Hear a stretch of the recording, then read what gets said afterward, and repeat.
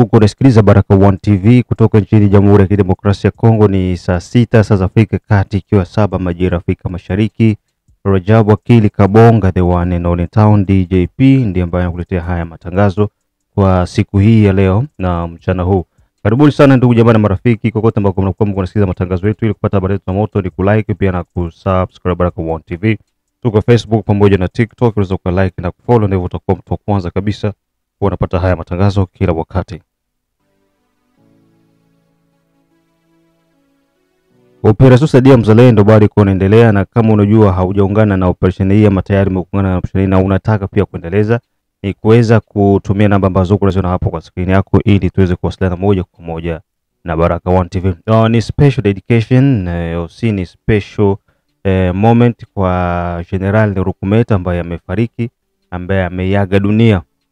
Hatuwezi zungumza mara moja tu na tukaacha, kwa sababu ni mtu ambaye alikuwa anafanya kazi kubwa kwa ajili ya kutetea Fizi, Uvira, Itombwe, Mwenga, kwa ajili ya kutetea DRC, kwa ajili ya kutetea Sud Kivu. Sawa, kwa hiyo kamanda wetu ambaye ameaga dunia, tuna kila sababu ya kufanya chochote ambacho tunaweza kufanya kama support kwa ajili yake na kwa ajili ya mjane pia ambaye atakuwa amebakia. Na ndio maana tuliweza kulansea apel kusema kwamba Baraka1 TV tunaomba kwa wale ambao watakuwa na courage ya kusema tufanye kitu kwa ajili ya general ambaye ametuacha. Na ndio maana nilikuwa nasema tunaweza kutengeneza envelope moja nzito ambayo tutaipeleka siku ya kutinda msiba, ambayo ni tarehe 20 za mwezi huu wa 6 2025. Sababu tarehe 18 ndipo mazishi yanafanyika, na ni lazima pia tuweze kufanya jambo kwa ajili ya ndugu yetu jenerali wetu ambaye ameaga dunia. So hiyo ni hivyo, na tumia tu namba ambayo uko unaiona hapo ili kuweza kufanya. Hii sio kwa ajili ya Operesheni Saidia Mzalendo. Hii ni rambi kwa general. Na leo tutagusa kuhusiana na mambo ambayo yamefanyika huko maeneo ya Kabare. Kabare mipango imekuwa iko ni mizito mno, ni mizito mno. Wazawaza wameweza kuonyesha ubora wa kipekee. Unajua kuna vitu ambavyo watu walikuwa wanajiuliza, na tunasema kwa nini, lakini kila kitu kinaenda na taratibu na kila kitu kinaenda kwa mipangilio sahihi.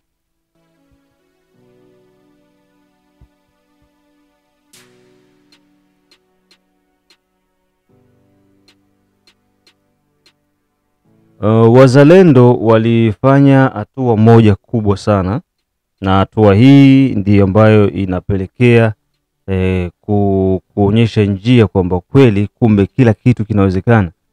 Tukiamua kufanya hivi, kufika wapi, kufika Bukavu, kufika Goma na sehemu zingine, wala haita tugharimu, kwa sababu nguvu za adui, uwezo wa adui tunauona jinsi alivyo. Hana uwezo wote, hana nguvu za kusema kwamba anaweza katutishia, lakini ni vile tu watu wamekuwa wakimpa na nafasi sana, na vile ambavyo anakuwa anapata support kutoka nje ya hilo tundo ambalo kidogo linajifanya kuonekana kwamba kuna hiki, lakini kiukweli adui ni kwa nguvu zake ziko chache. Na pia tutagusia swala hili kuhusiana na hii society ya ulinzi, hii ya New Vision. Hii New Vision sio society ya kawaida hii. Hapana, hii sio ya kawaida kabisa, kwa sababu ukiangalia jinsi imetengenezwa, kwanza inafanya kinyume na jinsi sheria ya Kongo inasema. Sheria ya Kongo hairuhusu kampuni binafsi kumiliki bunduki ya moto. Yeyote ambaye anamiliki bunduki ya moto, basi huyo moja kwa moja ni nani? Ni rebel. Sasa hii kampuni iko na siri nyuma yake. Kumbe siri ambayo iko nyuma hii kampuni ni moja kati ya watu ambao walikuwa ndani ya wale mercenaries ambao walikuanga kwa upande wa serikali. Wale pia kuna mmoja msaidizi, mshikaji wake alikuwa anacheza dili na M23 M23. Yaani huku wako upande wa serikali na huku pia wako wanakula deal na M23, na ndio maana ukiangalia vita jinsi ilivyokuaga hawakupigana. Unaona? Hawakupigana, ghafla tu unashangaa watu hao wanajiondokea zao, inakuwa ho na mambo yakawa yameshia pale. Chelewa. Kumbe walikuwa wako wanachezea serikali. So haya mambo mawili makubwa ndiyo ambayo naona ni muhimu sana tuweze kuyagusia.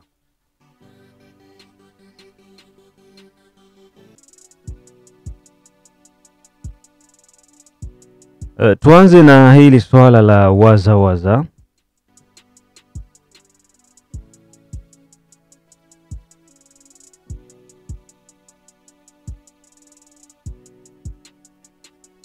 Mambo yamekuwa yanaenda jinsi raia wengi ni kama iko ni surprise kwao.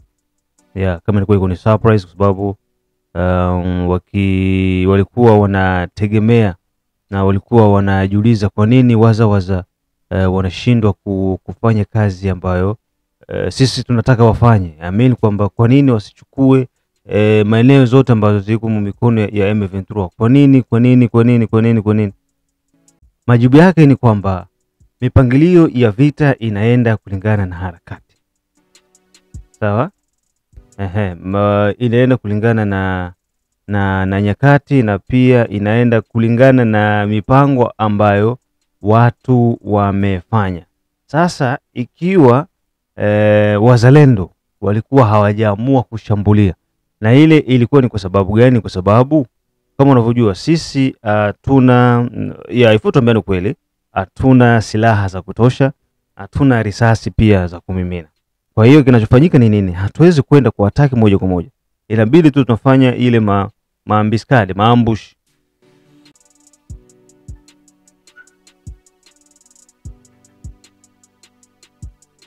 Hello President.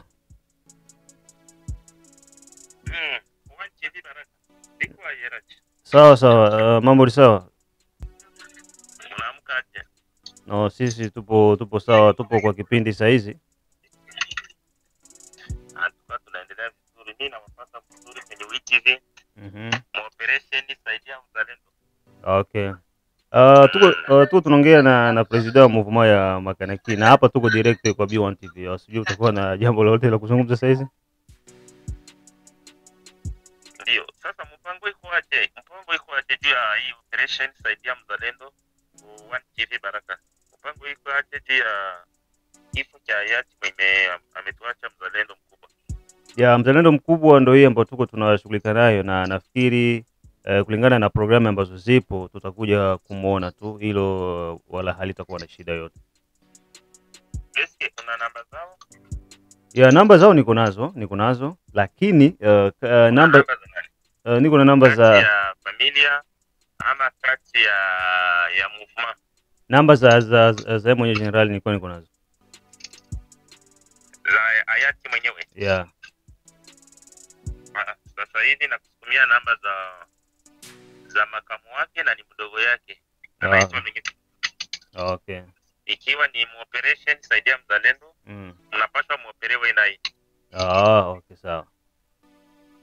Ili ndo kusudi vitu viende kumustari. Unaona kwamba yeye ndo anabakiana nani mzigo yote.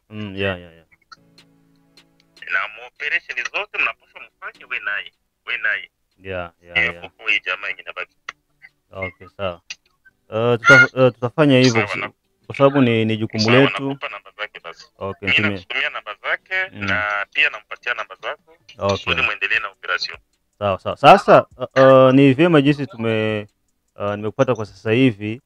Kuna ukiwa kama president wa movement ambayo inaongozwa na General Makanaki, situation ya movement iko baada ya kifo cha General Rukumeta, na mna nini cha kuzungumza kweli? Probleme ya movement na situation ya movement donc yenye tuko charge na hii movement. Yeye peke sasa kiongozi ndo mtaongea naye, ndo atakupatia mambo yote ya movement jinsi biko. Mimi siwezi nikadependre hii movement kwa sababu siko porte parole. Unasikia, hii movement iko na porte parole na iko na president. Sasa kupitia kiongozi yeye peke ndo atakupatia wale watu sasa ndio kufanya hiyo debate pamoja. Okay. Sawa. Ya, sawa sawa. Na nashukuru sana, nitamtafuta kwa muda ambao utakuwa sahihi. Nitumie hiyo namba Asante. kisha tutawasiliana naye.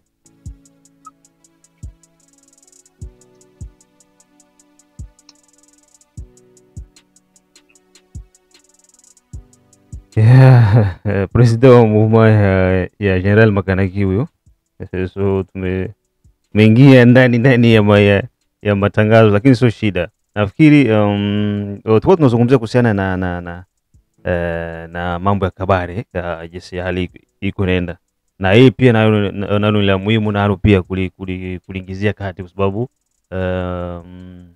Rukumeta alikuwa ni mtu mmoja muhimu sana katika hii jamii. Unasikia unauliza kwamba Operation Saidia Mzalendo vipi kule mtafika? Tutaenda bwana. Sasa vita kama nilivyokuwa nasema, vita inabidi kujiprepare, kufanya ile mambiskade manini, ile ndio inatusaidia kupata silaha. Unaona? Tunapiga, tunachukua silaha, tunatulia kwanza. Tunapiga, tunachukua silaha, tunatulia. Ili kupiga na kuwapunguza mmoja mmoja ni nguvu pia. Unaona? Sasa wazalendo wakaamua kwamba tuingie Kabare. Unaona? Wakaamua kwamba tuingie Kabare, na ilikuwa ni baada ya kwenda kuchokozwa.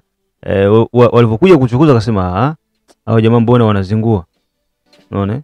Hao wanazingua, mbona wanataka tuona kama vile watu wa namna gani? Ngoja tuwashughulikie.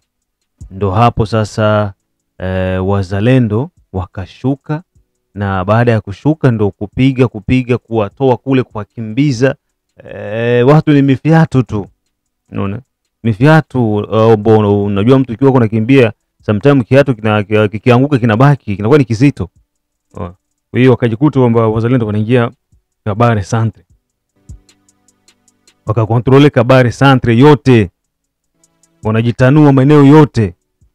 Unaona? Hii ilikuwa ni victoire kubwa na ni nguvu kubwa. Imefanyika hivyo kuanzia tarehe 14, 15 mpaka hivi sasa nakwambia hapa mida hii wazalendo wanapatikana maeneo ya Kabare. So hizi ni nguvu kubwa, na ni kitu ambacho sisi binafsi pia tunakipa support kubwa. Embu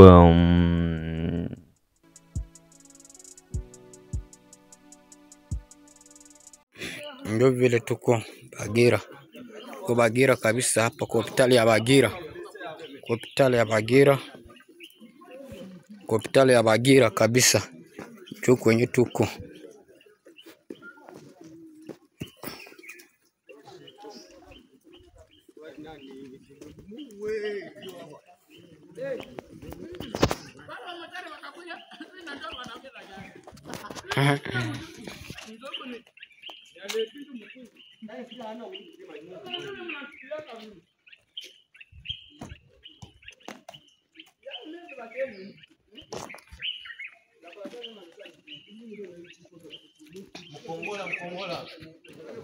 Tuko Mkongola.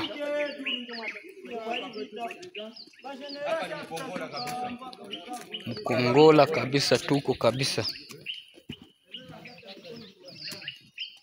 Tuko Mkongola.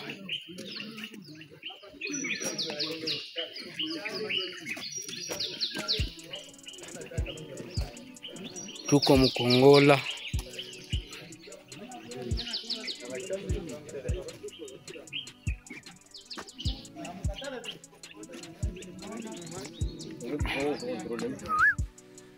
Naam, tukiachana na hilo swala la Kabare, na tukisema kwamba tugusie swala la hawa wajinga M23 kuhusiana na hiki kikosi chao ambacho wametengeneza cha gardinage, cha ulinzi ambacho kinapewa silaha.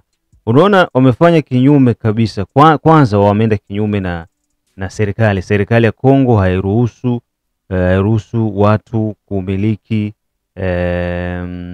kitu kama hicho. Unaona?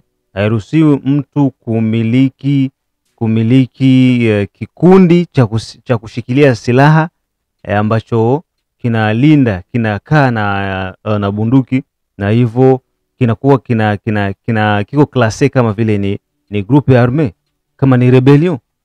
Unaona? Lakini hao jamaa wao wanakamata hiyo mambo, wanaweka, kisha wanajifanya kwamba ni kampuni binafsi. Hebu tujiulize kwanza, kampuni binafsi inawezaje kuwa shapote na M23? Kampuni binafsi matangazo yote inafanywa na M23. Uzinduzi inafanywa na M23. Mafunzo benye biko na natoa mafunzo pale ni ba M23. Sasa tuseme hii ni mambo gani? Kumbe siri ya hiyo, kuna collaborateur mmoja wa bwana Horatio Potra ambaye alikuwa ni chief mercenary, alikuwa anapigana na upande wa FRDC dhidi ya M23 kipindi kile. Wale mercenaries ambao hawakuweza kupigana wakakwepa, wakasepa zao, wakarudi na walikuwa wanalipwa mshahara mzito. Kila mmoja alikuwa anapokea $8,000 kwa mwezi. Wale wapumbavu. $8,000. Ona, serikali iko na kulipa $8,000 lakini bado uko unaitirairi serikali.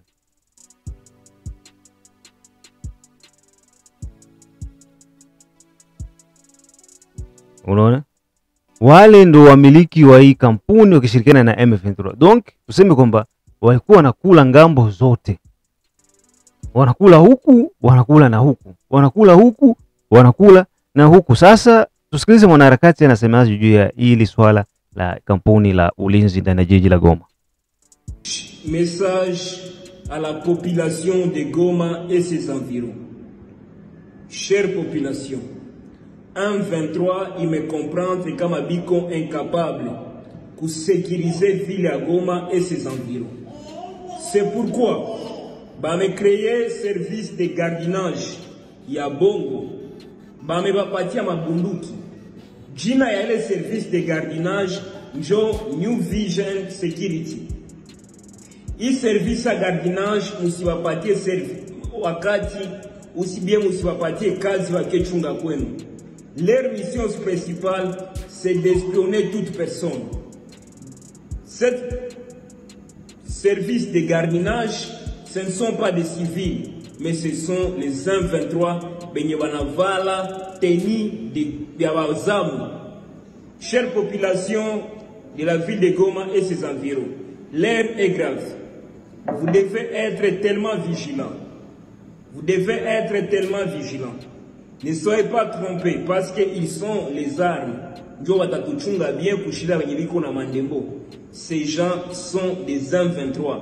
Ukimutia kwako maji unapenda mouvement yako yote ikuwe na kuwa contrôlé. Tukue makini, tukue vigilant. Surtout hange nyoka isitulume. Biko des gens dans la ville de Goma. Nous devons être prudents. Tusiwaite kwetu kumanyumba. Je répète que leur nom c'est New Vision Security. Na asante sana, hayo ndio ambayo tulikuwa tuko nayo kwa mchana huu. Mengine tukutana ni saa 9, saa 10 pamoja na saa 12 ambako utasikiza matangazo yetu kutoka nchini Jamhuri ya Kidemokrasia ya Kongo. Saa 9 tuko na vitu viwili vikubwa. Kitu cha kwanza ni mipango ambayo Kabila alikuwa iko nafanya kwa kulipa pesa nyingi kwa ajili ya Rwanda, na pia wanaharakati Goma wanaishutumu, wanaitupia lahana kubwa M23. Tunachoka M23, mwende kwenu. Tutasikiza haya mambo saa 9.